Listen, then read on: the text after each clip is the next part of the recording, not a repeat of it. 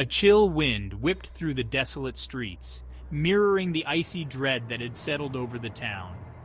The disappearance of Emily Carter, a vibrant young woman known for her infectious laughter and kind heart, had left a void that chilled everyone to the bone.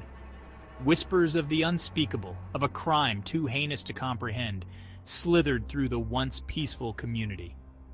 Detective Michael Harris, a man hardened by years of staring into the abyss of human cruelty, felt a familiar weight settle in his gut.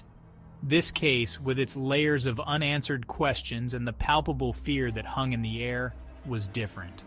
Emily's heartbroken father, a pillar of the community now reduced to a shell of grief, was his oldest friend, his eyes pleading for answers that seemed lost in the labyrinth of the investigation. Just when all hope seemed lost, a single chilling confession landed on his desk, turning the tide of the investigation and unleashing a torrent of emotions that threatened to consume everyone involved. Mark Olson, a quiet, unremarkable man who lived on the fringes of town, became the epicenter of the storm. His confession, whispered through trembling lips and laced with a chilling detachment, sent shockwaves through the community. The details, gruesome and precise, painted a picture of a crime so calculated, so cold-blooded, that it defied the image of the man they thought they knew. Mark, a solitary figure haunted by a past shrouded in whispers and speculation, had always been an enigma. His days were spent in the solitude of his workshop, his evenings lost in the pages of books that seemed to transport him to worlds beyond their small town. But beneath the surface of the quiet loner, a storm of emotions raged. Guilt, remorse, and a desperate longing for redemption.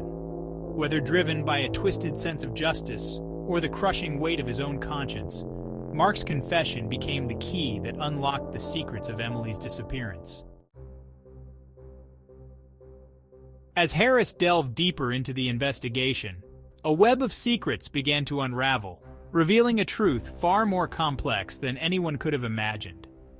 Emily's life, seemingly an open book, was filled with hidden chapters, relationships shrouded in secrecy, and a darkness that lurked beneath the surface of her cheerful demeanor. The people she trusted most, her friends, her confidants, all harbored secrets of their own, their lives intertwined with hers in a tangled knot of loyalty, betrayal, and hidden agendas. There was Sarah, Emily's closest friend, her envy masked by a facade of unwavering support. Then there was David, Emily's former lover, his charm masking a possessive streak that hinted at a darker nature. His alibi for the night of Emily's disappearance was shaky at best, his denials laced with a desperation that only fueled Harris's suspicions. As Harris peeled back the layers of deception, he began to suspect that Mark, far from being the perpetrator, was a pawn in a much larger game, a scapegoat caught in a web of deceit spun by someone desperate to protect their own secrets.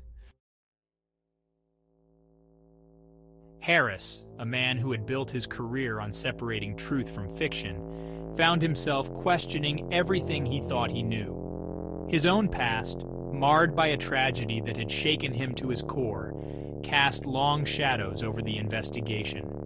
The guilt of failing to save his own wife from a senseless act of violence haunted his every waking moment, fueling his relentless pursuit of justice for Emily. The parallels between the two cases were impossible to ignore. The same town, the same sense of loss, the same gnawing suspicion that the truth was buried beneath layers of deceit. Emily's father, his friend's anguished face, was a constant reminder of the stakes. As he navigated the labyrinthine corridors of the investigation, Harris found himself drawn to Mark, the confessed killer. Could it be that Mark, driven by a misplaced sense of responsibility or a desperate need to be seen, was trying to shoulder the burden of a crime he didn't commit? The Carter family, once a beacon of warmth and laughter, was now fractured by grief and suspicion. Emily's absence had left a void that threatened to consume them all. John Carter, her father, once a pillar of strength, now moved through life like a ghost.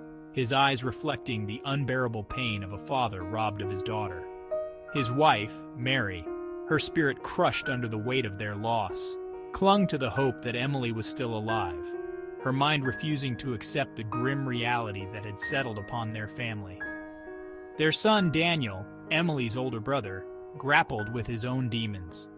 Guilt over a past argument with his sister, words spoken in anger that now echoed in the silence of their home, tormented him. He threw himself into the investigation, determined to find the truth, to somehow atone for his perceived failings. Whispers of Emily's past, of secrets she had kept hidden from her family, planted seeds of doubt in their hearts. As Harris dug deeper, he unearthed a series of inconsistencies that chipped away at the facade of Mark's confession. The forensic evidence, meticulously gathered and analyzed, failed to definitively link him to the crime scene. Witnesses, their memories clouded by time, and the pervasive fear that had gripped the town provided conflicting accounts that further muddied the waters. The truth, it seemed, was far more elusive than anyone had anticipated.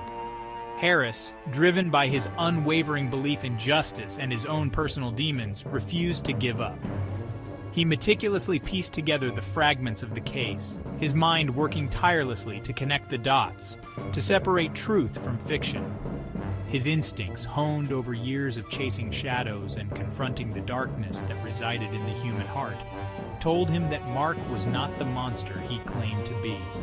There was another player in this twisted game, someone who had orchestrated events to their advantage, using Mark as a pawn in their own sick game of manipulation.